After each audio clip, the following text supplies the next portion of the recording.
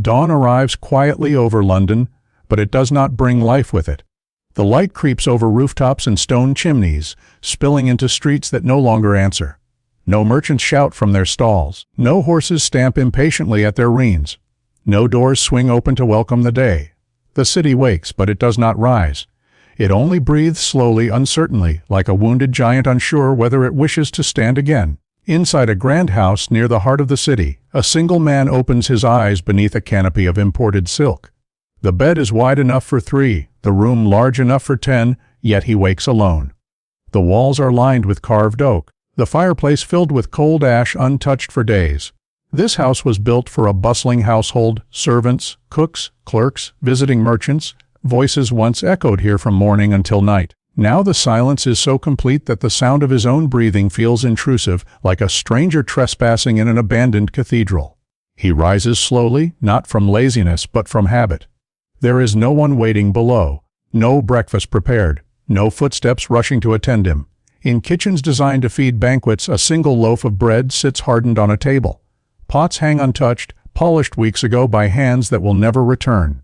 The fire pit is dark, and the air carries the faint smell of old smoke, the ghost of warmth rather than warmth itself. Across London, thousands wake to the same emptiness. Entire homes stand intact, filled with furniture, clothing, silverware, and tapestries, yet stripped of the one thing that gave them purpose: people. Bedrooms remain perfectly made, curtains drawn back to let in sunlight for occupants who no longer exist. Chairs sit neatly around tables that will never again host conversation. The city has not been destroyed. It has been hollowed. From an upper window, the morning view reveals the deeper truth. Streets that once pulsed with movement now lie still like paintings. The market square, once crowded shoulder to shoulder with traders and buyers, looks impossibly wide. Wind moves freely where bodies once blocked its path. Wooden shop signs creak gently, their faded paint swinging back and forth as if searching for the customers who vanished. Doors hang slightly open, not from invitation, but from neglect. Nature has begun its quiet invasion. Thin blades of grass push between cobblestones, delicate yet relentless. Weeds climb along the edges of walls that once symbolized strength and order. Pigeons gather in places that used to be guarded fiercely. The city is not burning, not collapsing. It is being reclaimed inch by the world outside human control. Church bells ring in the distance, but their echoes travel farther than they once did. The congregations are smaller now. Vast halls built to hold hundreds welcome only dozens. The voices that respond to prayer are fewer, thinner, uncertain.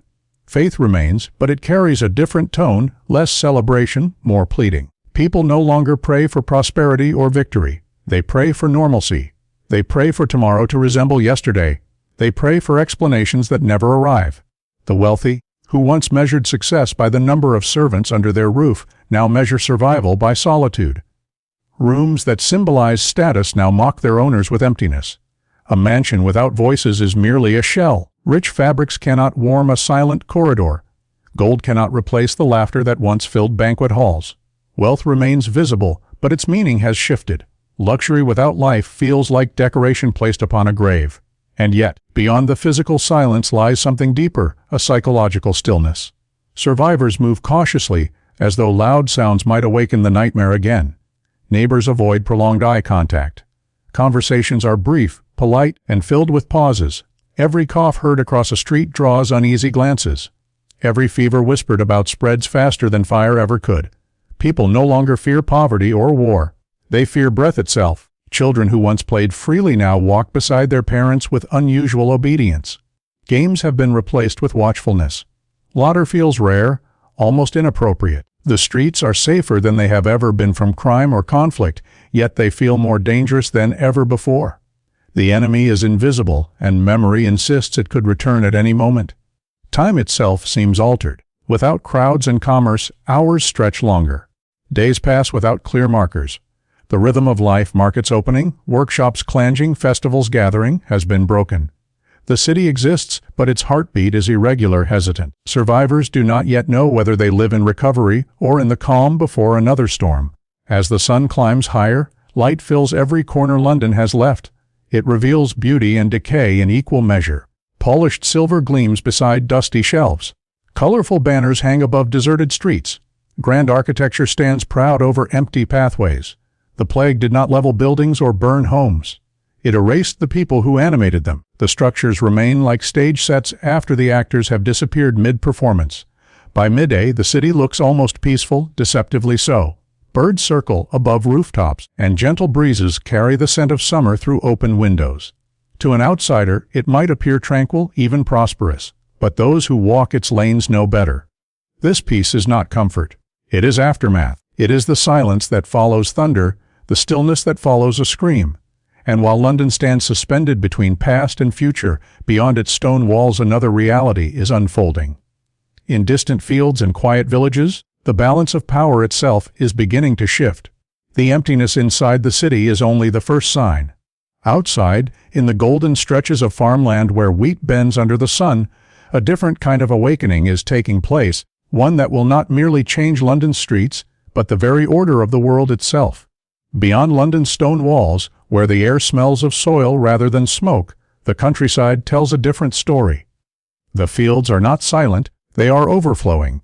Wheat stands tall beneath the summer sun, golden and heavy, bending under its own ripeness. It is the kind of harvest farmers once prayed for, the kind that promised full bellies and full coffers.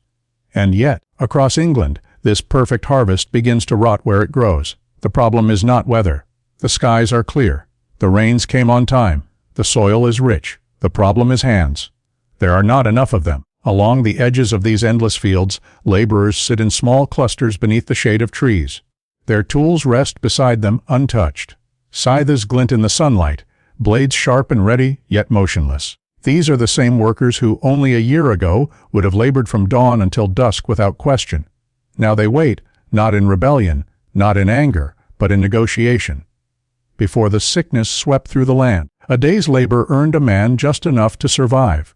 2 pennies for sunrise to sunset, a wage unchanged for generations, as fixed as the stones in a cathedral wall. But half the workforce is gone, and the math has changed. The fields remain the same size. The harvest remains the same weight. Only the people have vanished. And suddenly, the surviving hands have become priceless. Landowners arrive on horseback expecting obedience and find bargaining instead. Workers no longer bow automatically.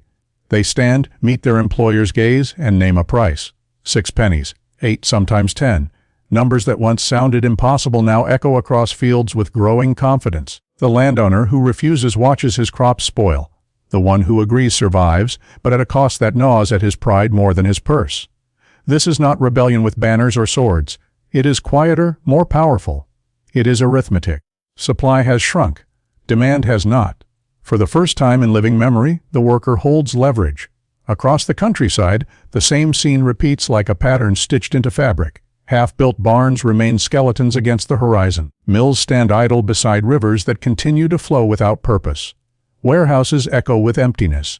It is not a shortage of materials or money that halts progress. It is the absence of people. The realization settles slowly but unmistakably: labor is no longer replaceable. Labor is rare. From this scarcity emerges something new: choice. A farmhand who once belonged to a single estate now walks to another if the offer improves. A mason refuses a contract and accepts a better one miles away. A dairy maid leaves a household that undervalues her skills and finds another willing to pay more. The invisible chains that tied generations to one plot of land begin to loosen, not through revolt, but through opportunity. The old hierarchy trembles. The system that defined birth as destiny begins to crack under a force no sword could deliver. The serf, once bound by obligation, begins to resemble a free worker. Not fully equal, not fully secure, but no longer immovable. The ground beneath society is shifting, grain by grain. In towns and villages, markets reflect the change. Stalls once filled with cheap goods now display better fabrics, better tools, better food.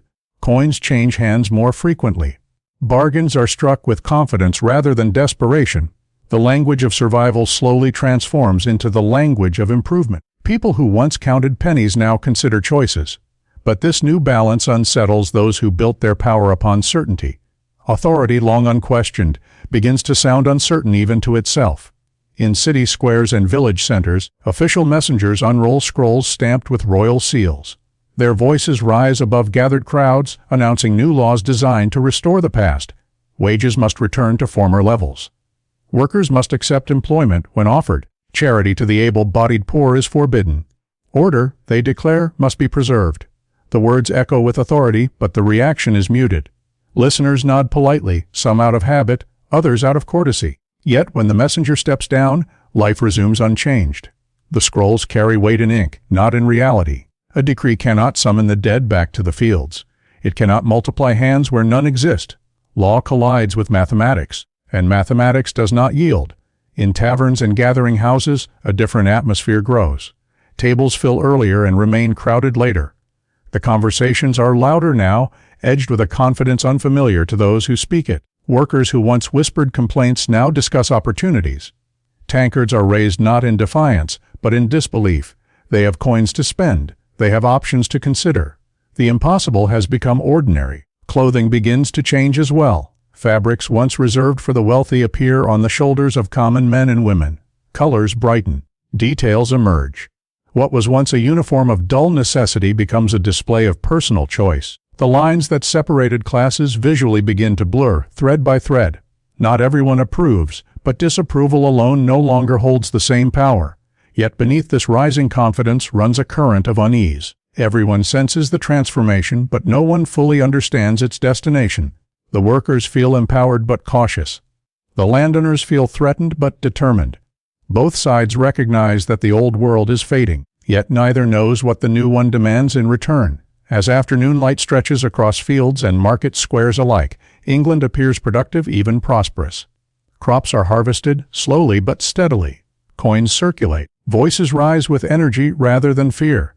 But beneath this surface lies tension, like a rope pulled tight between two forces unwilling to release their grip. The balance of power has not been seized by force. It has tilted by absence.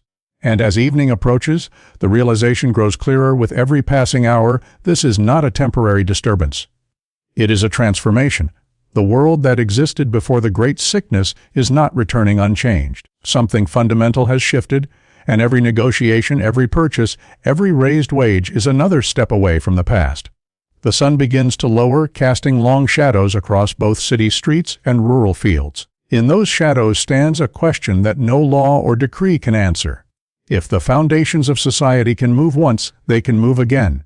And while workers celebrate newfound worth and landowners calculate their losses, a silent understanding spreads. The struggle for control is only beginning. Night settles over London with a softness that feels almost merciful. Candles flicker behind narrow windows, their small flames pushing back the darkness just enough to remind the city that life still endures. The streets grow quieter than they already were, and in that quiet, thoughts grow louder. In upper chambers of stone houses and inherited estates, the wealthy sit alone with ledgers spread before them. Columns of numbers reveal a strange truth. Profits have risen. Properties have multiplied. Entire businesses now belong to a single surviving heir. On parchment, it is the most prosperous season many of them have ever recorded. Yet their hands tremble as they write. Wealth has increased, but certainty has vanished. Every gain feels fragile, like a tower built upon sand that remembers the tide. Beyond those walls, in modest homes and shared rooms, laborers rest with a different feeling, cautious hope. For the first time in memory, tomorrow offers options rather than orders. A man may choose where he works. A woman may demand fair payment for her skill. The future no longer appears as a narrow road dictated by birth, but as an open path shaped by negotiation. It is not freedom in the modern sense, but it is movement, and movement itself feels revolutionary. Yet hope walks beside fear. Every cough heard through a thin wall, every rumor of fever, every distant funeral bell reminds the city that the invisible enemy once arrived without warning. Survivors carry prosperity in their pockets and anxiety in their chests. Celebration is muted, restrained by memory. No one fully believes the danger is gone, they only believe it is sleeping. In halls of authority, plans are already forming. Laws are drafted by candlelight. Restrictions are discussed in hushed voices. Those who once commanded unquestioned obedience now search for methods to reclaim it. Power, even when shaken, rarely surrenders willingly. The elite understand that control lost through circumstance must be regained through strategy. The struggle ahead will not be loud at first. It will move through courts, contracts, and customs before it ever reaches conflict.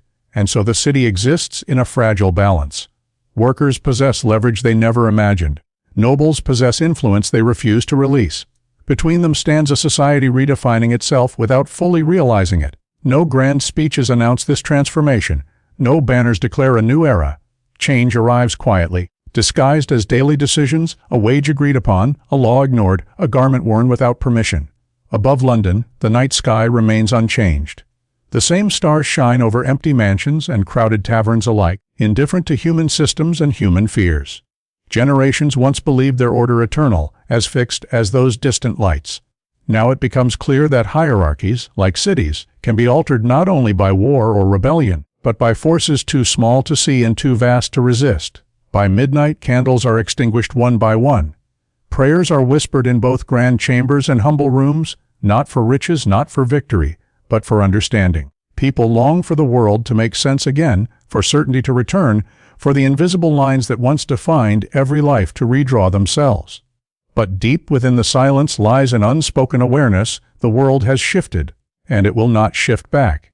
The sickness took countless lives, but it also loosened ancient chains.